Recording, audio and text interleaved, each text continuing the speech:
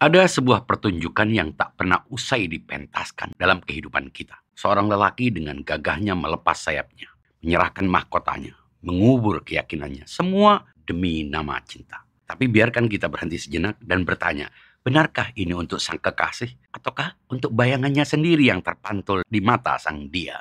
Kita hidup dalam era ketika pengorbanan dirayakan seperti drama, sementara keikhlasan menjadi barang langka yang dilupakan harganya. Lihatlah bagaimana mereka dengan bangga bercerita tentang segala yang telah direlakan, waktu yang habis, pertemanan yang putus, prinsip yang dikhianati. Seolah-olah dengan mengumpulkan pengorbanan, mereka membangun monumen untuk membuktikan kepada dunia, lihat betapa besarnya cinta. Namun, siapa sebenarnya yang mereka coba yakinkan? Sang kekasih ataukah diri mereka sendiri? Tapi monumen itu ternyata berongga. Ia hanya menggema suara satu orang, diri sendiri. Sang wanita dalam cerita ini perlahan berubah menjadi cermin, permukaan datar yang memantulkan gambar ideal si pecinta. Ketika cermin itu mulai menunjukkan retaknya atau berani memantulkan bayangan yang berbeda dari harapan, sang pecinta marah.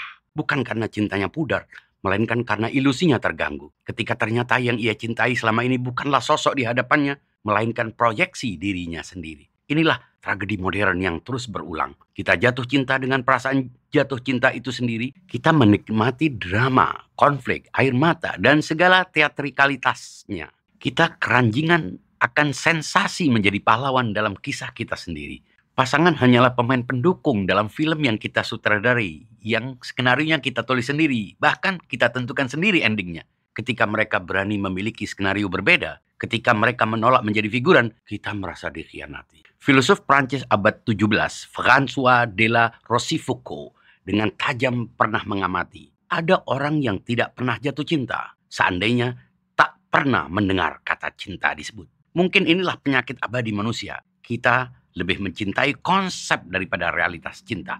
Lebih memilih roman yang indah daripada hubungan yang jujur. Kita terpesona dengan gagasan tentang cinta, pengorbanan yang mulia, kesetiaan yang epik, penderitaan yang romantis. Sementara manusia nyata di hadapan kita dengan kelemahan, kebosanan, dan kebiasaan sehari-hari yang biasa saja terasa terlalu membumi untuk fantasi kita. Maka ketika kita menyaksikan seseorang yang rela mengorbankan segalanya, ada baiknya kita bertanya dengan jujur, apakah ini pengorbanan untuk kebahagiaan sang yang lain atau untuk memuaskan dahaga akan kisah heroik dalam kepala kita sendiri? Apakah ini tentang membuat kita bahagia atau tentang membuktikan kepada dunia dan terutama kepada diri sendiri bahwa kita adalah pecinta yang luar biasa?